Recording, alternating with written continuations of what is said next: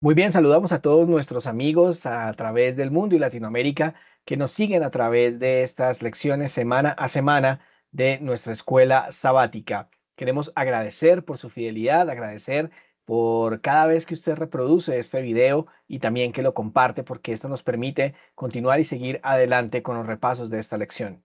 Queremos saludar especialmente a la familia Gutiérrez, que nos ha acogido muy bien y envían muchas preguntas para que puedan ser resueltas. De la misma manera, los queremos invitar para que nos escriban a nuestro correo la palabra abierta @gmail.com y nos sigan en nuestras redes sociales como David Gordo Adventista o Gordo Adventista también en TikTok y YouTube respectivamente. Antes de iniciar con nuestra lección, la lección número 4, queremos invitarlos para que tengamos una palabra de oración y de esta manera suplicar a Dios que nos guíe a través de este estudio, a través de su Santo Espíritu. Así que los invito a orar. Te agradecemos, buen Dios, por este día que nos has dado y nos has regalado.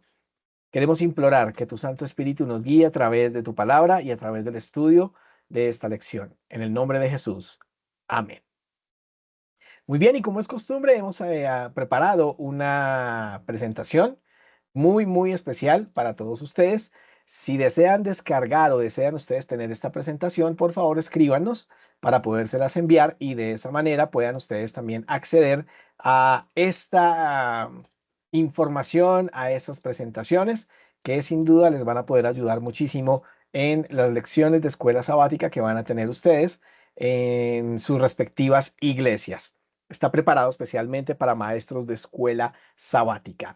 Y bien, en la lección número 4, las plagas. Entonces los invito para que vayamos inmediatamente a leer nuestro versículo de memoria, que básicamente encierra todo el principio de lo que enseña la escuela sabática, Éxodo capítulo 9 y el versículo 35. Nos dice lo siguiente: y el corazón de Faraón se endureció y no dejó ir a los hijos de Israel, como Jehová lo había dicho por medio de Moisés.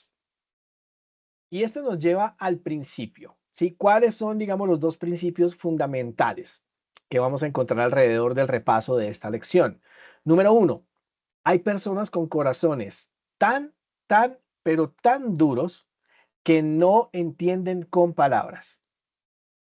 E infortunadamente es así, lo encontramos en la historia. Faraón es un excelente ejemplo y en la historia moderna también lo encontramos. Al final, también Satanás va a tratar de imitar los milagros de Dios, tratará de imitar las plagas postreras que se vendrán sobre la tierra, pero finalmente quedará en ridículo. Entonces esto nos lleva a tener esto en mente, lo que ustedes están viendo allí en la pantalla. Y es que a veces Dios hace usar cierta persuasión, no solo para llamar su atención, sino para que cambien de opinión o de parecer. Y es que, como lo que está pasando en el mundo, están viniendo pues muchas catástrofes, muchas cosas, la caída de las economías, muchas cosas están pasando que ya habían sido anunciadas y Dios lo hace utilizando cierta persuasión. No solo quiere llamar nuestra atención, sino que también quiere llamar a la gente para que cambie de opinión, para que cambie de parecer con respecto a lo que piensa de él, las personas que están siendo rebeldes. Bueno, son infinidad de muchas personas que quieren tener el corazón duro, que no quieren escuchar al Dios del cielo. Y entonces esto nos lleva a la primera parte de la lección, Dios versus los dioses. Y nos dice Éxodo capítulo 7, versículos 9 y 13 lo siguiente. Vamos a empezar con el versículo 9. Si Faraón os respondiere diciendo, mostrad milagro, dirás a Aarón, toma tu vara y échala delante de Faraón para que se haga culebra. Y aún con esto, el versículo 13 nos añade, y el corazón de Faraón se endureció y no los escuchó, como Jehová lo había dicho. Es muy importante tener en cuenta esta reacción y estos versículos porque nos deja en vilo que Faraón tenía un concepto demasiado alto de sí mismo y creía que él era como tal un dios. Por eso en la lección pasada veíamos que hacía una pregunta interesante. ¿Quién es Yahvé para que yo tenga que hacer caso, para que tenga que obedecerlo? Y entonces Dios arma una pelea no contra la población de Egipto, ¿sí? No contra sus habitantes, sino que la arma contra los dioses de Egipto, a fin de dejarlos ver que están en ridículo. Vamos a ver más adelante los propósitos como tal. Así que en ese orden de idea, fíjense algo muy importante y estamos viendo allí dos imágenes muy interesantes, que la primera es de la diosa Uaidet, en la cual pues se nos dice, o según la historia, muestra que Uaidet es la diosa de la fertilidad del suelo y también la diosa de la fertilidad de las aguas.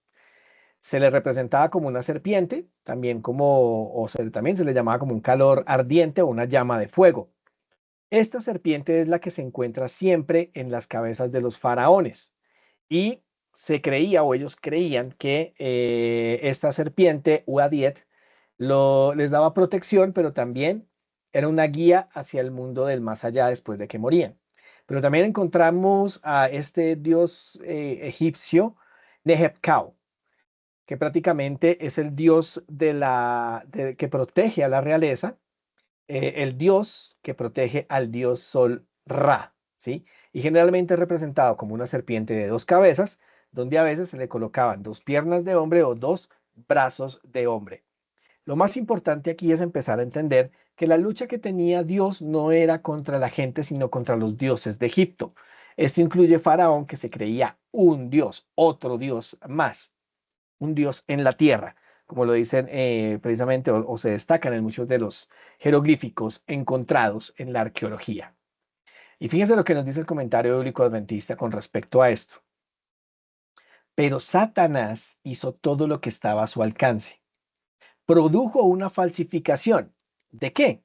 Pues resulta que en esta primera parte el corazón de Faraón se endurece porque Moisés, Aarón, colocan allí la vara, esta se convierte en serpiente y los magos, por medio de sus encantamientos, dice la escritura, convierten, entre comillas, sus varas también en serpientes, por lo cual el corazón de Faraón se endureció. Sigue diciendo, para la vista humana las varas se convirtieron en serpientes. Así lo creyeron Faraón y su corte. Nada había en su apariencia que las distinguiese de la serpiente de Moisés. Y aquí vamos a hacer un pequeño paréntesis, porque si algo le gusta al diablo es falsificar lo que Dios ha hecho antes. Fíjense que algo similar pasó con el fuego que ofrecieron Nadab y Abiú. En la apariencia humana no había nada que distinguiese el fuego que Dios había enviado del cielo y el fuego, digámoslo, común de la tierra. En la apariencia, en lo que es frente a los ojos, eran iguales, solo que provenían de una diferente fuente. Algo así pasaba con esto. ¿Sí? El milagro precisamente que sí ocurrió frente a sus ojos, que se convirtieron en serpientes, fue un hecho real. Pero los encantamientos de los egipcios, falsificando este milagro, hizo que precisamente Faraón y su corte creyeran que se podía lograr ese milagro a través de métodos humanos. ¿Mm? Sigue diciendo, aunque el Señor hizo que la serpiente verdadera se tragara a las falsas, Faraón no lo consideró como una obra del poder de Dios, sino como resultado de una magia superior a la de sus siervos. ¿Mm? Y esto fue tremendo en este momento. Sigue diciendo, mediante la obra que realizó por intermedio de los magos, hizo aparecer ante los egipcios y a Moisés y a Aarón como simples magos y hechiceros. Y es lo que el enemigo pretende, ¿sí? Que los hijos de Dios no sean vistos como hijos de Dios, sino como otra cosa. Y dio a entender así que su demanda no merecía el respeto debido al mensaje de un ser superior. En esta forma, la falsificación satánica logró su propósito. Envalentonó a los egipcios en su rebelión y provocó el endurecimiento del faraón contra la convicción del Espíritu Santo. Y aquí vamos a hacer también un paréntesis, una pausa, porque el enemigo al realizar estas falsificaciones consigue dos propósitos importantes. Primero, envalentonar a aquellos que se quieren rebelar contra el Señor, cosa que pasa también hoy en día.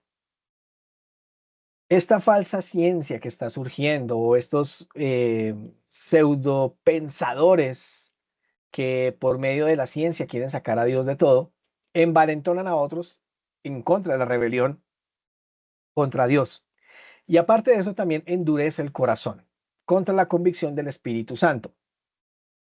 Entonces, por más que Dios les quiera hablar, que el Espíritu Santo les muestre el poder de Dios, el corazón está tan endurecido que ya no hacen caso a la influencia del Espíritu Santo. Sigue diciendo, Satanás también esperaba turbar la fe de Moisés y Aarón en el origen divino de su misión, a fin de que sus propios instrumentos prevalecieran. No querían que los hijos de Israel fuesen libertados de su servidumbre para servir al Dios viviente. Y aquí encontramos otros propósitos tremendos por lo cual Satanás hace lo que hace. Y primero es que se espera, se espera que con este tipo de hechos se turbe la fe de todo hijo de Dios, que dude del origen divino de la misión. ¿Mm? Y lo otro era que no quería que los hijos fueran libertados. Son cosas que pueden aplicarse hoy en día. Es una aplicación tremenda la de hoy en día. Esto nos lleva a la segunda parte de la lección. ¿Quién endureció el corazón de Faraón? Vamos a leer tres textos bíblicos que lo encontramos en la pantalla. Éxodo 4, versículo 21, Éxodo 7, versículo 3 y Éxodo 9, versículo 12, que nos dice lo siguiente. Primero, 4:21. Pero yo endureceré su corazón y no dejará salir al pueblo, dice el Señor. Capítulo 7, versículo 3 dice, pero otro tanto hicieron los magos de Egipto con sus encantamientos. Por ello el corazón de Faraón se endureció. Y finalmente nos dice Éxodo capítulo 9, versículo 12. Es un versículo muy, muy interesante que es necesario ponerle muchísima atención. Endureció Yahvé el corazón del faraón y éste no los escuchó. Y entonces estamos viendo que muchas personas dicen, ah, sí ves que fue Dios. Finalmente Dios es el culpable de la ruina del país de Egipto porque él endureció el corazón de Faraón. Finalmente ese era su objetivo a fin de salirse con la suya. Encontramos muchas, muchas, muchas interpretaciones. ¿Mm? En el contexto y lo que habla la Biblia y dice es, yo endureceré el corazón de Faraón, dice el Señor. Pero ¿qué fue lo que pasó realmente? ¿Cómo entonces podemos encontrar en la misma Biblia la respuesta a aquello? Pues bien, para ello es necesario que recordemos la parábola del sembrador. ¿Cuál es la parábola del sembrador? Esta parábola nos va a permitir entender qué fue lo que pasó. Y resulta que en la parábola del sembrador encontramos cuatro terrenos, ¿sí? Y encontramos la explicación del mismo Señor Jesús. Entonces dice que una semilla cayó al borde del camino, vinieron los pájaros y se la comieron. Otra parte cayó en terreno pedregoso donde había poca tierra, brotó enseguida porque la tierra no tenía profundidad, o sea, brotó muy rápido. Pero ¿qué pasó? Pero en cuanto salió el sol, se quemó y como no había echado raíces, se secó. Esto fue lo que pasó con la segunda. La tercera, otra parte cayó entre zarzas y como las zarzas también crecieron, la ahogaron. Y finalmente, la semilla que cae en un cuarto terreno, que dice, otra parte cayó en buena tierra y dio fruto, uno al 100 por uno y otra al 60 y otra al 30. El que tiene oídos, oiga. Entonces hay algo allí y es que tenemos que entender que hay cuatro terrenos para poder entender la dureza del faraón. Si es que de verdad entonces fue Dios quien lo endureció. Fíjense entonces cómo la misma Biblia nos explica la parábola del sembrador para poder entender esa dureza del corazón de Faraón, si fue Dios o qué tipo de terreno era Faraón, lo cual nos lleva a pensar qué tipo de terreno somos nosotros. Mateo capítulo 13, a partir del versículo 18, nos da entonces la explicación de la parábola del sembrador. Versículo 19 dice, cuando uno oye la palabra del reino sin profundizarla, viene el malo y arrebata lo sembrado en su corazón. Este es lo sembrado al borde del camino. Ese es el primer terreno, ¿sí? El primer terreno. Viene el malo y le arrebata todo por el hecho de que se escucha la palabra sin profundizarla. Quiere decir entonces que la semilla es la palabra, ¿vale? Versículo 20. Lo sembrado en terreno pedregoso representa al que oye la palabra y de momento la recibe con alegría. Por eso brota rápido, es una planta que brota muy rápido. Pero ¿qué pasa? Versículo 21. Pero no echa raíces en él, porque es hombre de primer impulso y apenas sobreviene la tribulación o la persecución por causa de la palabra, al momento falla. Ahí está. Segundo terreno. Es una persona de impulso, recibe la palabra muy bien, pero viene la tribulación, la persecución y se fue. No hay más palabra, la semilla termina por ahogarse. Versículo 22, tercer terreno. Lo sembrado entre zarzas figura al que oye la palabra, pero las preocupaciones del mundo y la seducción de las riquezas ahogan la palabra y no da fruto.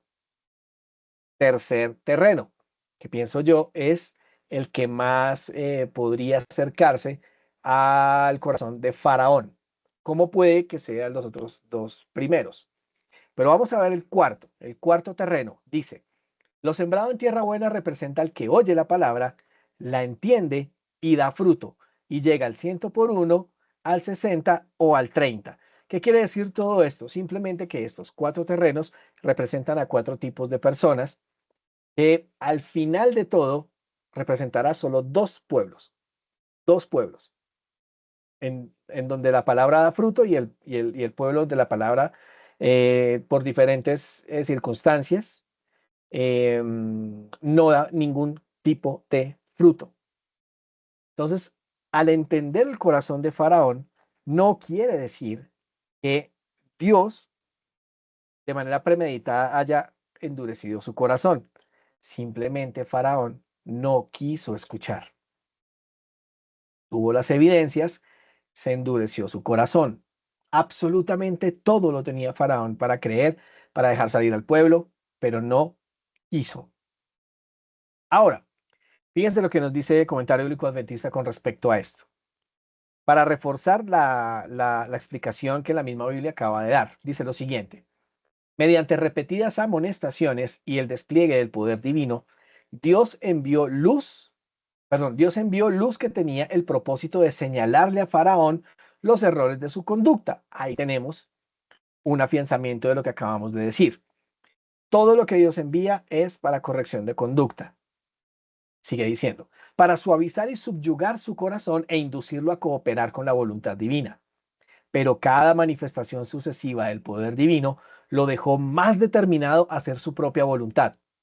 Al rehusar ser corregido, despreció y rechazó la luz hasta que quedó insensible a ella, y la luz finalmente le fue retirada. Aquí entonces estamos viendo efectivamente que Faraón como tal, pues tuvo las oportunidades, tuvo la palabra segura, pero finalmente él no quiso atender a la voz del Señor, no quiso atender a la palabra hasta que finalmente su corazón se terminó de endurecer. Ahora, nos deja una pregunta, ¿qué tipo de suelo queremos ser?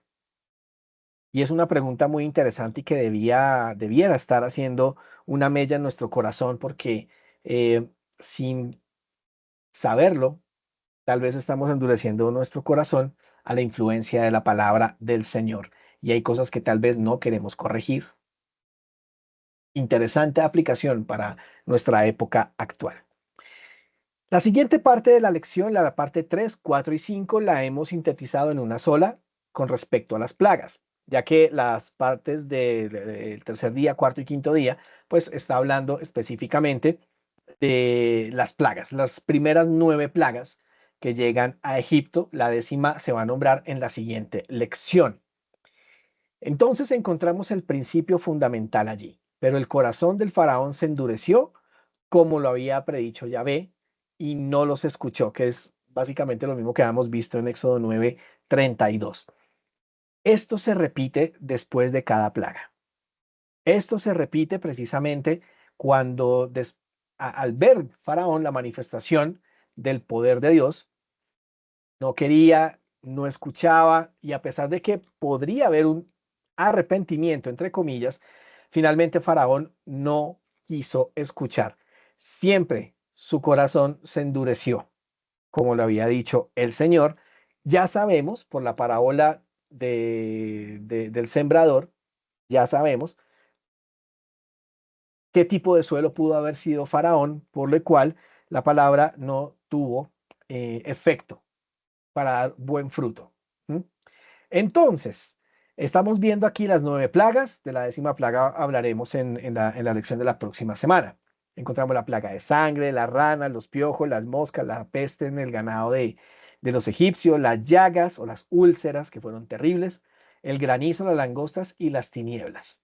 Las 9 plagas que precisamente Egipto vio y sufrió por la dureza del corazón de Faraón. Entonces, en ese orden de ideas, cuando Dios deja claro que no quiere combatir o que su propósito no es combatir a las personas, sino a los dioses de Egipto, vamos a ver algo muy interesante. Fíjense ustedes algo. Los magos egipcios pudieron, pudieron replicar, entre comillas, replicar o pudieron también reproducir, entre comillas, las, los milagros de la serpiente y también el del agua convertida en sangre. Pero a partir de las ranas ya no pudieron eh, falsificar estos milagros.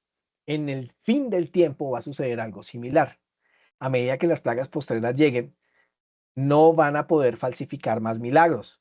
Y de hecho, el poder de Dios pues se verá allí. Y como cuenta Apocalipsis, las personas, los impíos, van a endurecer más su corazón al punto de blasfemar a Dios. Así pasó también en el Egipto. Entonces, en este cuadro que ustedes van a ver allí en la pantalla, vemos algo muy interesante y es el hecho, ¿qué plaga, sí, qué plaga atacó directamente a qué deidad egipcia? Es decir, cada plaga tenía un propósito de atacar una deidad egipcia que la encontramos aquí en este cuadro. Si lo desean, por favor déjenme en los comentarios su correo electrónico o bien pueden escribirnos al correo la palabra abierta@gmail.com para poderles hacer llegar esta presentación gratuitamente. Entonces, la plaga de la sangre quería atacar a 3 dioses egipcios. Khnum, que era el guardián del Nilo, Hapi, que se dice que es el espíritu del Nilo, y a Osiris, del cual se decían o decían los egipcios que Osiris o que la sangre, perdón, que el río Nilo, era su sangre. ¿Sí? Cuando ataca a las plagas de la rana, va directamente en contra de la diosa Heket, que era la diosa que era dibujada con cuerpo de mujer y cabeza de rana, del cual pues se dice que era el símbolo de la fertilidad y también de la resurrección. Cuando viene la plaga de los piojos y las moscas, se está atacando al dios Jepri, ¿sí? O Jepri, que es el dios de la resurrección para los egipcios, y generalmente era dibujado con cuerpo de hombre y cabeza de escarabajo. ¿M? Cuando viene la muerte del ganado, precisamente allí se atacan a 2 dioses egipcios, bueno, 3 dioses egipcios, que era, el primero era Hathor, que es la diosa madre de los faraones, o la diosa madre también, que es representada como una vaca o una mujer con cuernos de vaca. ¿Por qué una vaca? Por la cuestión del sentido maternal. Se dice que esta diosa era la que daba a luz a todos los faraones y tenía pues esta diosa un amor maternal muy cercano con cada faraón egipcio. ¿Mm? También al dios Apis, quien es el dios de la fertilidad, representado como un toro. De hecho, el toro era un animal muy querido en la cultura egipcia de aquel tiempo. Y esto tiene una gran relevancia porque más adelante, pues Faraón le va a hacer un ofrecimiento a Moisés y Moisés detectó la trampa. ¿Mm? Y finalmente también a Nebis, el dios de la sequía, porque en esta muerte del ganado, pues los ganados, según algunos comentarios muy antiguos, que este ganado prácticamente quedó seco, quedó muy seco. ¿Mm? Las úlceras, ¿a quién atacaba? ¿A qué dios egipcio atacaban las úlceras? A la diosa Sekhmet. Sekhmet era conocida o representada como un cuerpo de mujer con cabeza de leona y según los egipcios, esta diosa enviaba las plagas y las curaba. El problema radicó es que cuando se envió la plaga de las úlceras, clamaban a esta diosa, Sekhmet, y no había cura, no había sanación. Por lo tanto, se veía el poder de Dios, pero Faraón seguía endureciendo su corazón. No sé si estamos captando precisamente el principio claro de la lección de esta semana. ¿Mm? La plaga del granizo precisamente atacaba al dios Set, que era el dios de la sequía, ¿sí? Diferente a Menvis, porque Menvis hablaba de la sequía, pero hacia la alimentación de los animales y de la gente, pero Set era el dios de la sequía y también el dios del desierto, ¿sí? Que prácticamente lo utilizaban como un protector de las cosechas. O sea, había un dios de la sequía para los animales, para que les proveyera, precisamente, y también había un dios de la sequía y del desierto, que era el que protegía las cosechas que se daban allí en ciertas tierras de Egipto, y de esa manera pues el desierto se mantuviera en su lugar, que no hubiera sequía en donde habían las cosechas. ¿Mm? Y entonces viene este granizo, no acaba con todo, y bueno, viene la plaga de las langostas y ataca al dios Senehem. Senehem es un dios de bajo rango, ¿sí? No es, digamos, adorado como los dioses principales de Egipto, es un dios de un rango un poco más bajo, y era representado con cuerpo de hombre y cabeza de langosta. Básicamente, este dios se convocaba como dios protector de las plagas. ¿Qué quiere decir eso? Que según la creencia de los antiguos egipcios, Sehem era quien protegía los cultivos de las plagas o protegía a las personas de las plagas. Viene el granizo y acaba con muchas de las cosechas, y lo que quedó fue devorado por las langostas. Entonces, este falso Dios también quedó en ridículo y no pudo hacer nada ante el poder del gran yo soy, de Elohim, de Hashem, de Elohim, de El Shaddai, ¿sí? Del Todopoderoso. No pudieron hacer nada contra ellos. Y finalmente viene la plaga de las tinieblas, que ataca directamente a Amon-Ra, Atón, Horus, quienes eran deidades solares y también celestes. Entonces, es bien conocido que Ra es conocido, bueno, era adorado como el dios sol. ¿Mm? Lo mismo pasaba con Horus y con Atón, dependiendo pues algunas de las subculturas egipcias que habían allí. El hecho es que todos representaban al dios sol. De una u otra manera, todos eran deidades solares. Viene la plaga de las tinieblas que tiene una duración de varios días. Dice que la escritura, precisamente, que no podían ver absolutamente nada, ni sus vecinos, y todo tenían que ir palpando. Si tenían que caminar, tenían que ir palpando. Tan densa era la oscuridad que este dios sol quedó completamente en ridículo ante el poder del Dios verdadero, ante el poder de Yahvé, ante el poder de Elohim. Tremendo. Entonces, la pelea no era contra las personas, la pelea no era contra el pueblo, era contra los falsos dioses egipcios, a fin de que Faraón ablandara su corazón, reconociera al Dios verdadero, así como pasó con Nabucodonosor, que a la final terminó reconociendo al Dios verdadero, y de esa manera se cumpliera su propósito divino. Así que precisamente el comentario bíblico de Andrews nos amplía un poco más esto cuando dice lo siguiente. La descripción de la tercera plaga es la más breve y cierra el ciclo de las tres plagas. Ahí es donde los magos llegaron al límite de sus posibilidades. ¿Por qué? Porque ellos no podían reproducir toda esa cantidad de ranas. Era imposible para ellos. Ya no podían falsificar las señales de Dios. Sus trucos y su magia fueron incapaces de reproducir nubes de insectos molestos. No podían hacerlo. Era imposible. Cuando vieron esa gran cantidad de insectos, cuando vieron las plagas posteriores, no les tocó o no les quedó otra sino cruzarse de brazos, y de hecho la escritura dice que estos magos le dijeron a Faraón: este es el dedo de Dios, este es el dedo de Yahvé, este es el dedo de Elohim. Tremendo, tremendo, y esto nos deja entonces pensando, ¿cuántas veces hemos visto manifestación del poder de Dios en nuestras vidas y queremos endurecer nuestro corazón? Entonces vamos a tomar varios aspectos muy, muy importantes en este momento, que tiene que ver con las plagas, y podemos extraer otros principios más de allí. Éxodo capítulo 8, versículo 25 dice que Faraón quería a su acomodo, quería las formas a su modo. Pues le dice a Moisés: mira, Moisés, yo no voy a interferir con que ustedes adoren a su Dios, pero adórenlo aquí en Egipto, hagan sus sacrificios aquí en Egipto, no les voy a permitir salir. Pero los versículos 26 y 27 nos deja claro que Moisés entendió que era una trampa. La entendió. Y volvamos algunos pasitos atrás. Recordemos que animales como las vacas y los bueyes y los toros, pues eran animales sagrados en el antiguo Egipto. Si los egipcios hubieran visto a los israelitas realizar sacrificios de toros, que muy seguramente iba a pasar, pues no tendrían ningún reparo en apedrearlos, porque eso era abominación en la tierra de Egipto, el sacrificio de esos animales, porque para los egipcios eran animales sagrados. Por lo tanto, no habría ningún crimen si los egipcios terminan por matar a varios israelitas por hacer ese tipo de sacrificios. Moisés entendió la trampa, la entendió de inmediato. Por eso Faraón quería hacer las cosas a su modo, a su acomodo y a su forma de verlo. Tremendo. Capítulo 9, versículo 4. Dios deja claro que haría una distinción.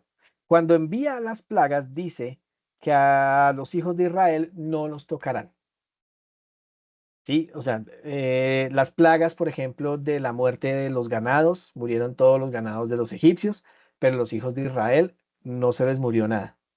Que las plagas tanto de piojos como de moscas molestarían a los egipcios, pero no a los hijos de Israel y no los tocó. Dios deja una clara distinción. Por eso, si en alguna otra manera sientes tú que tu vida está amenazada o que piensas que tal vez algo malo va a pasar, mira, Dios promete proteger a sus hijos y así pasará en el fin del tiempo. Cuando vengan las plagas postreras descritas en el libro de Apocalipsis, ustedes van a encontrar algo interesante y es que no va a caer ninguna plaga sobre los hijos de Dios. Los hijos de Dios estarán protegidos e inmunes ante esas plagas postreras que caerán, porque Dios lo había prometido. Y aparte de eso, van a ver ustedes que las calamidades se aumentan en lugar de disminuir, porque estos egipcios apelaban a sus falsos dioses, pero el problema radicaba era que esos falsos dioses pues no podían solucionar absolutamente nada. En lugar de disminuir las calamidades, aumentaban. En Éxodo 9:14 nos hace un llamado, o Dios hace un llamado tremendo para que las personas puedan reconocer al verdadero Dios.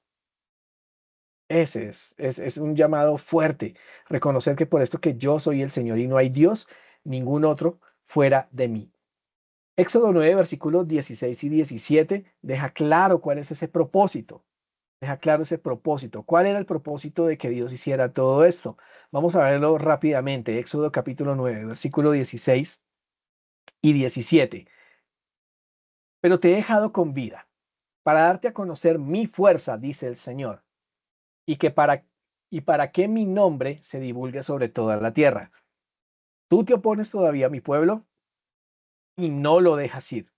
¿Cuál era el propósito? Que el nombre del Señor, prácticamente el nombre de Yahvé, el nombre de Elohim, el Hashem, fuera pronunciado, fuera conocido, ¿sí?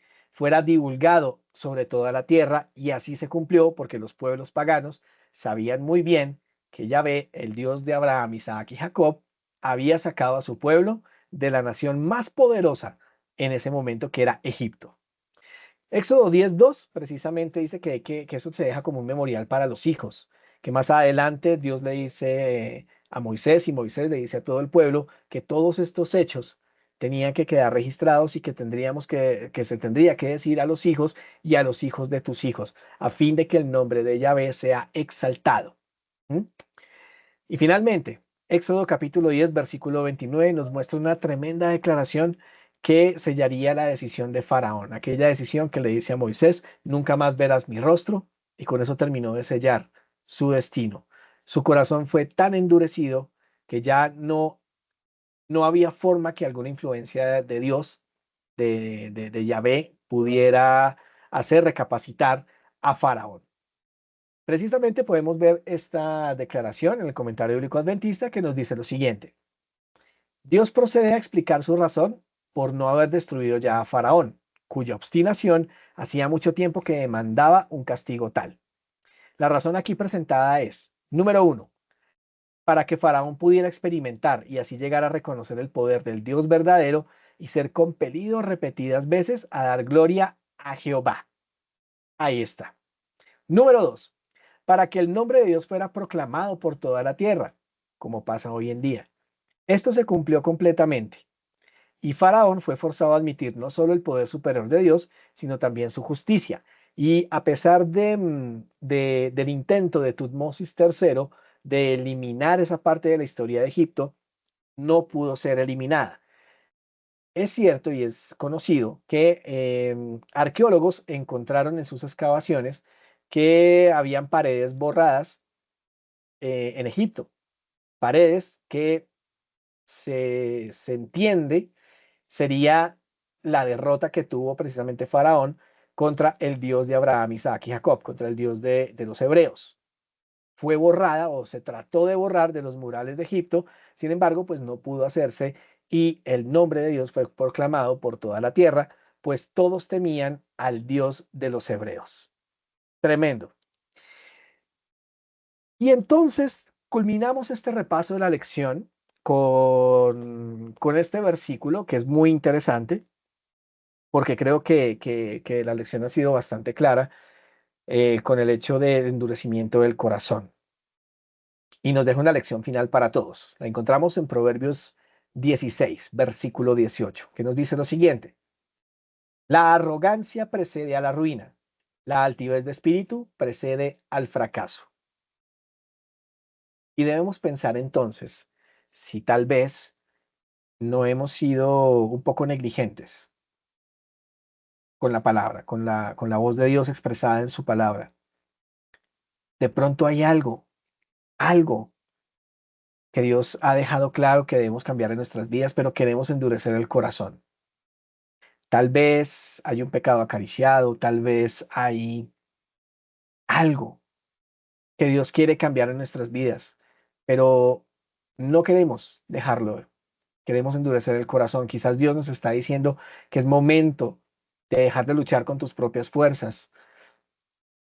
Que Dios tal vez te está haciendo un llamado para que entonces no sigas haciendo las cosas a tu acomodo, como pasaba con Faraón.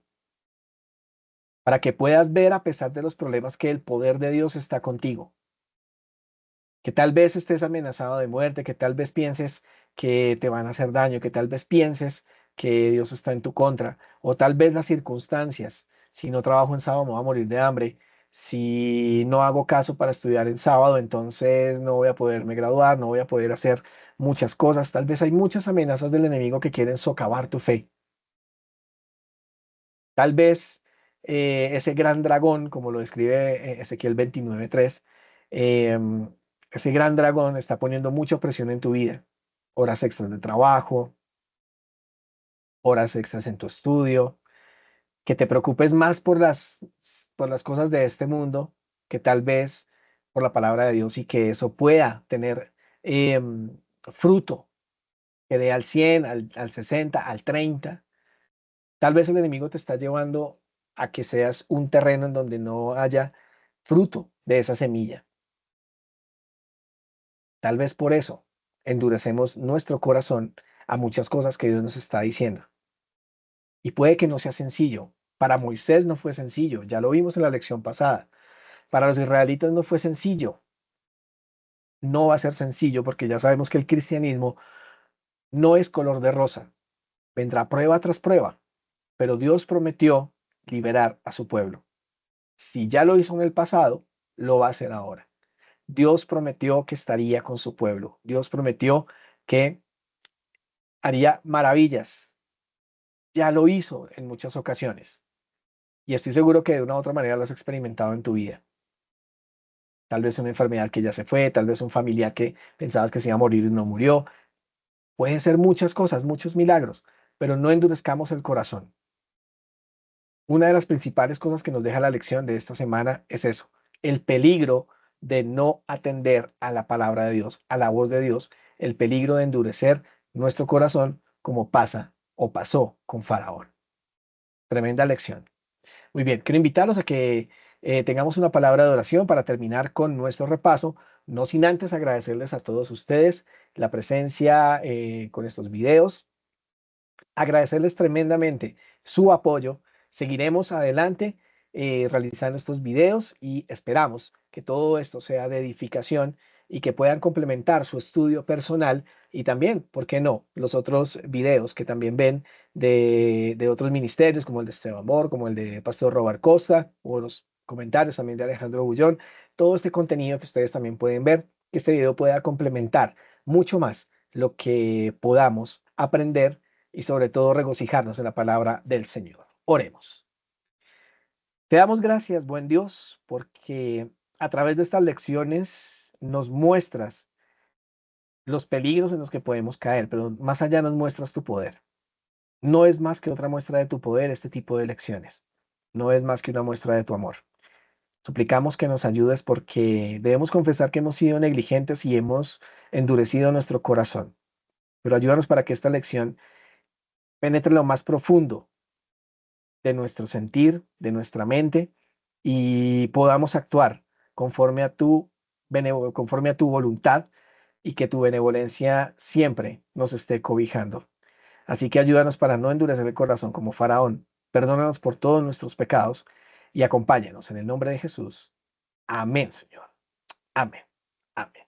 Muy bien, de nuevo gracias y nos estaremos viendo la próxima semana con la lección número 5 de este libro de Éxodo, libro bastante interesante. Dios los bendiga, Dios los guarde.